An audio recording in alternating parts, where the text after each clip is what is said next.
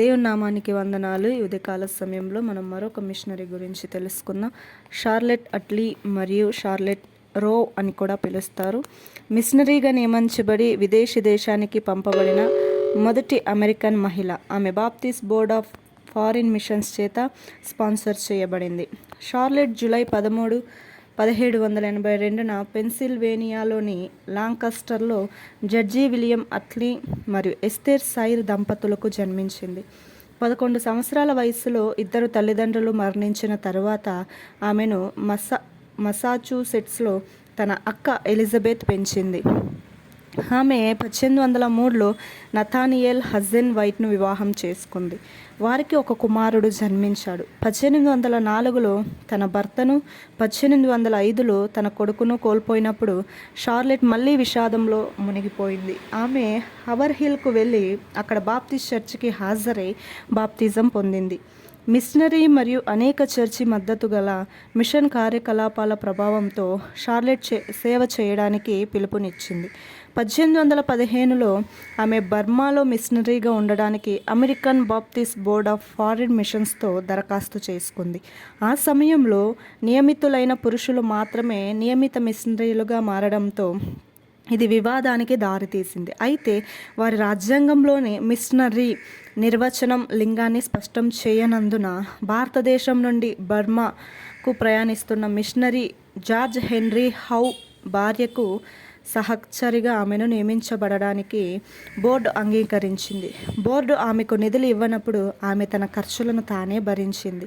వారు 1816లో భారతదేశానికి వచ్చారు మరియు బర్మాకు ప్రయాణించడానికి వేచి ఉండగా షార్లెట్ బాప్టిస్ట్ మిషనరీ సొసైటీలో వితంతువు అయిన ఇంగ్లీష్ మిషనరీ అయిన రెవరెండ్ జాషువా రోను కలుసుకుని వివాహం చేసుకుంది. ఆమె బిఎంఎస్ మిషనరీ కావాలని అభ్యర్థించింది, కానీ ఆమె నిరాకరించబడింది. నిరుత్సాహపడకుండా వారు ఉత్తరాన దిగాకు వెళ్ళారు. అక్కడ వారు అనేక హిందీ మాట్లాడే సంపదక అన్ని బాలికల పాఠశాలలు మరియు చర్చిని సృష్టించి నిర్వహించారు. హిందీ నేర్చుకున్న తర్వాత షార్లెట్ ఒక హిందుస్థానీ భాష స్పెల్లింగ్ మరియు వ్యాకరణ పుస్తకాన్ని రాశారు. అన్ని బాలికల పాఠశాలలో ఉపాధ్యాయులుగా శిక్షణ ఇవ్వడం ద్వారా ఆమె మహిళలకు సాధికారత కల్పించింది. స్థానికులకు వారి స్వంత భాషలో చదవడం నేర్పడం వివాదాస్పదమైంది, ఎందుకంటే ఇది ఆంగ్ల వలస పాలనకు ముప్పు కలిగిస్తుందని ఊహించబడింది. షార్లెట్ మహిళా ఉపాధ్యాయులకు బోధించడంలో మరియు సాధికారత కల్పించడంలో పట్టుదలతో ఉంది. దాతల నుండి స్పాన్సర్షిప్ ద్వారా నిధులు సేకరించింది. 1823లో జాషువా మరణించే వరకు ఆ వివాహిత జంట 7 సంవత్సరాలు పనిచేశారు. పరిచర్య మరియు వారి కుటుంబాన్ని నిర్వహించే బాధ్యతను షార్లెట్కు అప్పగించారు. షార్లెట్ తన స్వయం నిధులతో కూడిన పనిని మరో 3 సంవత్సరాలు కొనసాగించింది మరియు తర్వాత పరిచర్యను కొనసాగించడానికి ఆర్థిక సహాయం కోరుతూ ఇంగ్లాండ్కు వెళ్ళింది. మిషనరీగా నియమించబడాలనే ఆమె పిటిషన్ను బిఎంఎస్ మళ్ళీ తిరస్కరించింది. ఆమె 1829లో తన చిన్న 3 పిల్లలు కవలలు షార్లెట్ మరియు ఎస్తేర్ మరియు ఆమె కుమారుడు జడ్సన్తో కలిసి యుఎస్ఏకి తిరిగి వచ్చింది. యుఎస్లో ఉన్నప్పుడు ఆమె ఫిలడెల్ఫియాలో ఒక బాలికల పాఠశాలను స్థాపించింది.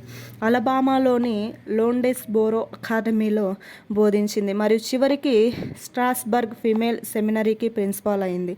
ఆమె కుమార్తె షార్లెట్తో కలిసి అసిస్టెంట్ టీచర్గా పనిచేసింది. బోధనతో పాటు ఆమె ప్రపంచ మిషన్లో తన అనుభవాల గురించి హానెస్టా అనే మారు పేరుతో ఒక వార్తాపత్రికకు రాసింది. తన కవలల కుమార్తెలు మరియు కొడుకును బ్రతికించిన షార్లెట్ డిసెంబర్ 25, 1863న ఫిలడెల్ఫియాలో క్రిస్మస్ రోజున 81 సంవత్సరాల వయసులో మరణించింది. ఆమెను లాంకాస్టర్లోని కుటుంబ స్థలంలో ఖననం చేశారు. షార్లెట్ లింగ అసమానతను సవాలు చేసింది, మహిళలకు సాధికారత కల్పించింది మరియు భవిష్యత్ తరాలకు ఒంటరి మరియు వివాహిత మహిళలు ఇద్దరు మిషనరీలుగా నియమించబడడానికి తలుపులు తెరిచింది. ప్రపంచ మిషన్లో షార్లెట్ పట్టుదల మరియు సేవకుడి నాయకత్వం యొక్క ప్రభావానికి నేటి మహిళా ప్రపంచ సేవకుల కథలు సాక్ష్యమిస్తున్నాయి. ఆమేన్.